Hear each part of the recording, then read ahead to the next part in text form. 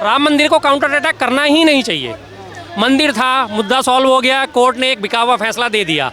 साफ कहता हूँ, आपके चैनल पे लोग पढ़ के मुझे गालियाँ भी बकेंगे, बिका हुआ फैसला, एक राज्यसभा की सीट पर बिका हुआ फैसला। लेकिन चलो मामला ख़त्म हुआ, छुट्टी हो गई, जैसा भी हुआ वो हुआ, ख़त्म हो गया। मंदिर बन रहा है, बहुत खुशी है, कोई दिक्कत नहीं बन रहा था, कोई दिक्कत नहीं थी, बन गया, खुशी हो गई, बात खत्म हो गई। मंदिर बन रहा है, मंदिर को मुद्दा बनाना ही नहीं चाहिए कि मंदिर बन रहा है, मंदिर का आप जितना विरोध करोगे ये उतने आपके ऊपर हावी होंगे। मंदिर के लिए तो मंदिर है ना, करो उसका, बन गया, छुट्टी हो गई, बन गया, अब आप इसमें कुछ नहीं कर सकते। भाजपा के लिए मुद्दा है।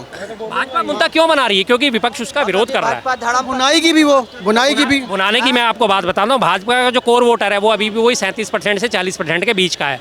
आप उसे राम मंदिर भी दे दो, आप उसे काशी विश्वनाथ भी दे दो, आप उसे मथुरा वृंदावन भी दे दो, आप उसे दुनिया भर के सारे भारत में जितनी मस्जिदें सब ढहा के उसके सारी जगह मंदिर बना के दे दो, तो भी वो 37 से 40% कोर वोटर जो है वो ऊपर नहीं उठेगा।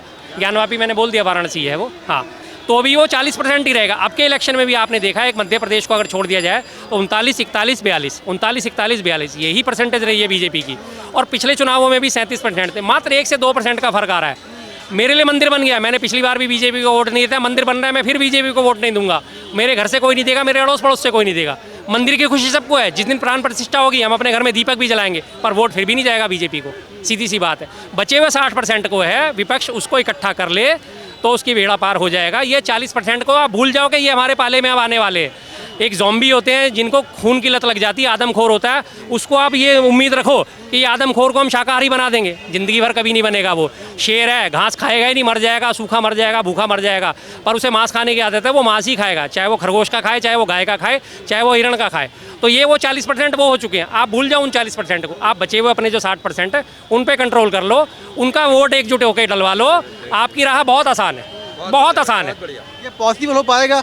पॉसिबल करना पड़ेगा अभी नहीं सर, करना पड़ेगा। एक दूसरे से आप सामंजस्य रखो, अपना एक दूसरे की विश्वास रखो।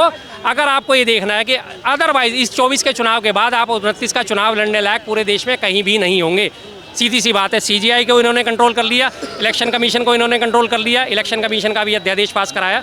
इलेक्शन कमीशन का जो चीफ होगा वो एक प्रधानमंत्री, एक कैबिनेट मंत्री और एक लोकसभा का जो विपक्ष का नेता होगा, वो 3 मिलकर तय करेंगे। 2-1 से गेंद अपने पाले में कर ली, पहले तीसरी गेंद न्यूट्रल होती थी CGI, उनको इन्होंने बाहर कर दिया, ठीक है जी, इन्होंने अपने गेंद पाले में कर ली। तीसरी चीज़, जितने भी जो चुनाव आयुक्त हैं सबको सुप्रीम कोर्ट के जजों का दर्जा दे दिया गया है कि अगर आज उनके फैसले गलत भी साबित होते हैं उनके ऊपर कोई मुकदमा नहीं चलेगा, इन फ्यूचर वो पूरी तरह सेफ है।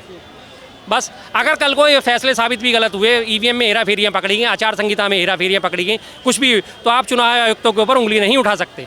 उनको उन्होंने पूरी तरह प्रोटेक्ट कर दिया, उनको प्रोटेक्ट कर दिया, उनको अपने अंडर में ले लिया, सीधी सी बात है।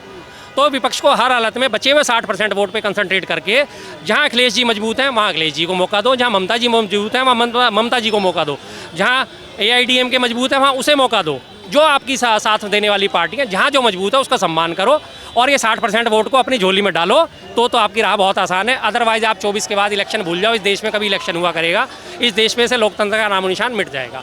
चाइना वाली प्रणाली लागू हो जाएगी, एक दलीय देश है चाइना, एक दल के चुनाव होते हैं, आंतरिक चुनाव होते हैं, और हमेशा से जो उसमें चुना जाता है वही वहाँ पे होता है। चाइना में विपक्ष का नामो निशान नहीं है। आज मैं आपको एक बात बताता हूँ कि चाइना से प्रधानमंत्री जी की इतनी यारी दोस्ती क्यों है, क्योंकि चाइना में एक दलीय प्रणाली लागू है, ये उसी प्रणाली को यहाँ लागू करना चाहते हैं, विपक्ष को ख़त्म करना चाहते हैं। और चाइना में लगातार मुसलमानों के ऊपर अत्याचार होते हैं, जो कि अत्याचार भारत में भी लगातार बढ़ते जा रहे हैं। वहाँ उयंगर मुसलमान हैं, उनकी मस्जिदें ढाई जा रही हैं, उन्हें बाहर नहीं निकलने दिया जाता, उन्हें नमाज नहीं पढ़ने दिया जाता, जो कि धीरे धीरे हमारे भारत में ही फैल रहा है। जब किसी आदमी की मेंटलिटी दूसरे आदमी की मेंटलिटी से मिलती है तो वो उसका दोस्त हो जाता है, वो उसका दुश्मन नहीं होता।